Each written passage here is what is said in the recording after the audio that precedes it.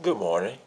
My name is Derek Easter, and I am here to present my Science of Reading presentation for my class for Foundations of Teaching Reading. In this presentation, what I'll do is I'll be presenting about basically the science of reading. Just a brief overview of what will be in the presentation. What will be in the presentation is first defining what is the science of reading. The next thing will be breaking down the four theoretical models, which will be of reading, which will be simple view of reading, Scarborough's reading rope, the four mental processors, and Aries phases of word level reading. I'm sorry.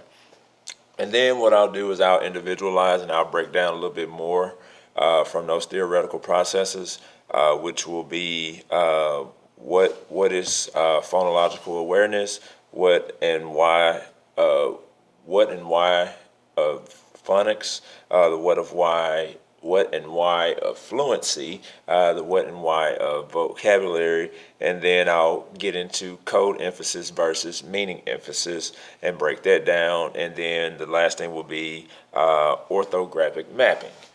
So to start the presentation, first we want to define what is the science of reading. Basically, what the science of reading is uh, it's various methods and approaches that have been found through research to help make better readers. That's basically what it is. It's just like doing scientific method to break down theories and hypotheses. With that, what happens is in the science of reading, what happens is science is a big, broad subject. And so what this process does and the science of reading does is it breaks it down into compartments. And basically all those different compartments, or we can define it as a rope, which we'll get into a little bit later, how they all tie in together to build a skilled reader. With the science of reading, it if you if you skip any parts of the science of reading, there's going to be struggling in different areas. So the next slide, what we'll be talking about is the theoretical model of the simple view of reading. Um, Excuse me. It was a research model that was created. I'm sorry, by Philip Goff and William Tunmer. I may have mispronounced that, but they created that in 1986. Basically, what it is a research-supported representation of how reading comprehension is developed. Basically, what this model does is it breaks down reading into two major components, which will basically direct how reading works. The first component is going to be word recognition skills, which is a big part, or decoding, and the other part is going to be language comprehension. Both of those parts build have diff. They have two. If you were to have two umbrellas, under those umbrellas, there would be sub levels of information on how they work and coincide with one another, and how they build to be a more fluent reader and more skilled reader. I'm sorry. Basically, understanding that formula of reading comprehension and language comprehension, how they both factor into one another to build reading comprehension. Basically, if you don't have one or suffer in the other in one of the two areas, it will cause either a lack of fluency when reading, or it be a lack of reading comprehension. Basically, this formula was developed to help define and assess reading weaknesses in students. The next theoretical model. I messed that up. Sorry about that. Okay, there we go. All right, the next theoretical model is going to be Scarborough's reading rope. Scarborough's reading rope is defined into upper and lower levels, lower strands of their reading rope, which ties in, which we were talking about tying in or weaving the rope together to create a successful reader or a skillful reader. excuse me. On the lower level, the lower strands is basically, it consists of phonological awareness, decoding, and sight words. And what this does is it increases repetition. And that's just like anything you do in life. The more you do it, the more comfortable you become with it. That's how the lower strand works. The lower strand is going to be for word recognition. So with word recognition, that's where the phonological awareness and those things, decoding and sight words, fall into. The upper strand is for language comprehension. Excuse me. And that consists of background knowledge, vocabulary, language structures, verbal reasoning, and literacy knowledge. Basically, that part it comes over time through strategy and instruction, and that's basically being taught how to read.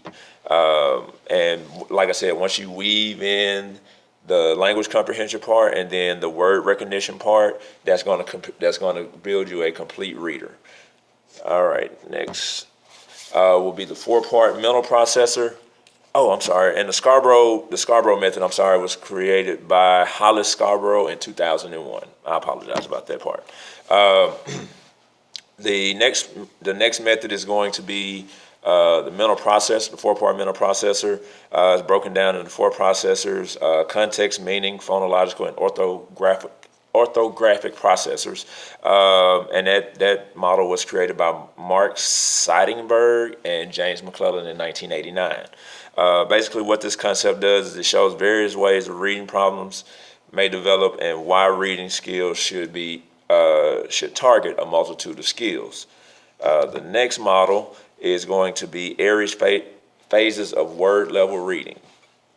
That model was created by Linnea Airie, may have messed that up, in 1995, and is broken down into four phases: pre-alphabetic, partial alphabetic, full alphabetic, and consolidated alphabetic.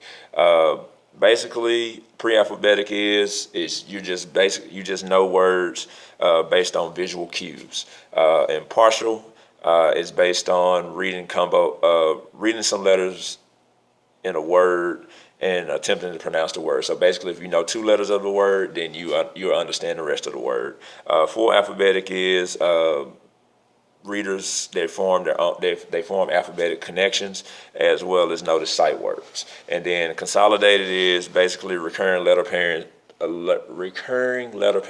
patterns. I'm sorry, that basically gives them they have a large vocabulary status at that point.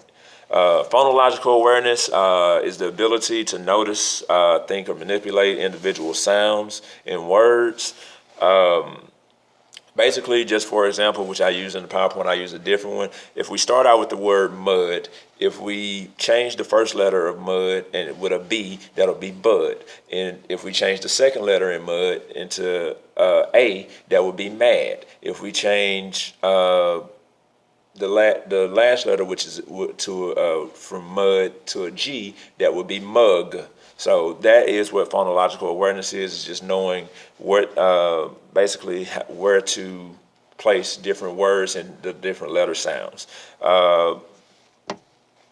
With phonics, is basically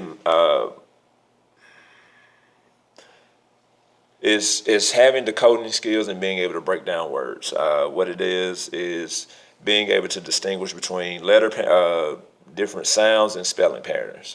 That's just a breakdown of what phonics is. It's really simple.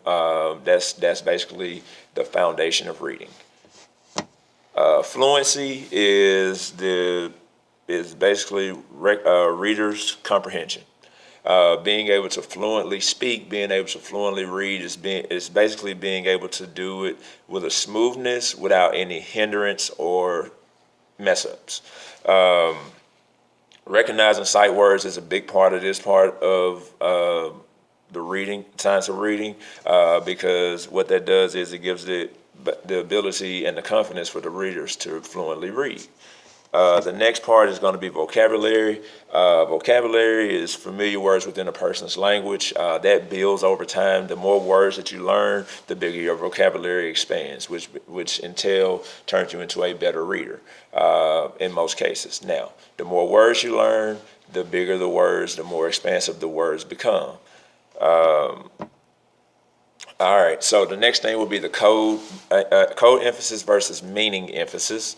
Code emphasis requires students to learn a specific set of letters or words, and those are broken down as codes. That approach is early on in the developmental stages of reading, and it's controlled. It's usually controlled by the instructor or whoever develops the lesson. With meaning emphasis, that approach encourages whole word reading. It introduces a large variety of different types of text, and the sound patterns aren't the focal point of that approach. The last thing would be orthographic mapping.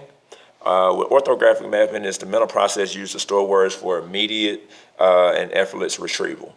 Basically, this plays a part in learning and having long-term memory, using your long-term memory to use words and sight words to just be able to call off words whenever you see them, no matter how they look on the paper or anything like that, whatever the font may be, how big, how small. As long as the spelling is the same, you can recall it in your memory because that's what you've had through long-term memory exercises. Basically, the pronunciations, all those things are usually all the same with that. In closing, basically, like I told you earlier in the presentation, the science of reading is it's a broad subject that is being broken down. It's just like trying to build a house from the top down. If you do that, the house will fall. But if you get you a good foundation in like the science of reading, what this does is it helps you build the reader with word comprehension and letter comprehension, and make them have better reading comprehension. This is something that goes on here in the state of Arkansas. We've been pushed as teachers to catch up on the science of reading through ArkansasIdeasWebsite.net. And there's 10 chapters that are out right now. I've actually completed all 10 of mine. But the science of reading has definitely been something that even helped boost me as a reader and intrigue me to read even more and be more comfortable with reading publicly. So this is my presentation. Thank you and have a great day.